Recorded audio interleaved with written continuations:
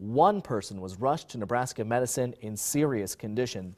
And right now, the buildings in the immediate area have been evacuated, and many streets in that part of the old market are blocked as well. Thanks for staying up with us tonight. We're bringing you team coverage of the fire. KMTV's Emily Zink spoke with employees working inside the restaurant when the explosion happened. Meteorologist John Walsh will explain how the weather is making things more difficult for firefighters. But we'll begin with reporter Miranda Christian, who has more on what happened in M's Pub today. Miranda?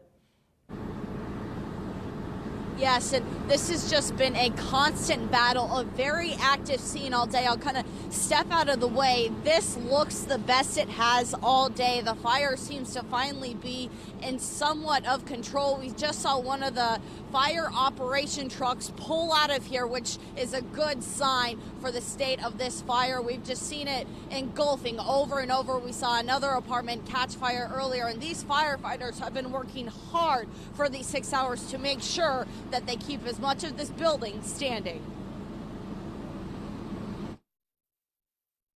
Could have been a bomb go off is what our initial thought was. I don't know. That's just what we thought. Because like I said, the building shook, our windows shook. I was just in one of the shops, and one of the guys said it shook his whole shop right when the explosion happened. People felt it. I mean, it looks like they can't control it right now. And could see it after a possible explosion rocked the old market, igniting a fire that burned for hours. The first calls came at about 3 this afternoon. M's Pub was full of diners and workers, with shoppers and employees inside nearby stores. As of right now, the fire is still not under control. Fire Chief Bernie Kanger says the fire was raised to a second, then third alarm. The purpose of the second alarm was due to the extent of the fire, the size of the structure, and having to clear all of the buildings to make sure that we've evacuated all of the occupants and we could contain the fire. Firefighters pulled back, fearing the building would soon collapse. These types of structures have a brick exterior and a wood frame interior, which makes a collapse potential very real for our people. As firefighters sprayed the building from ladders, part of the roof caved in.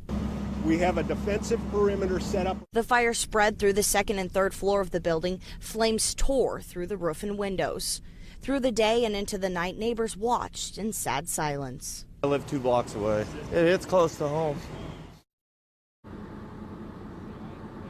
Now, the start of this fire and what happened is still under investigation.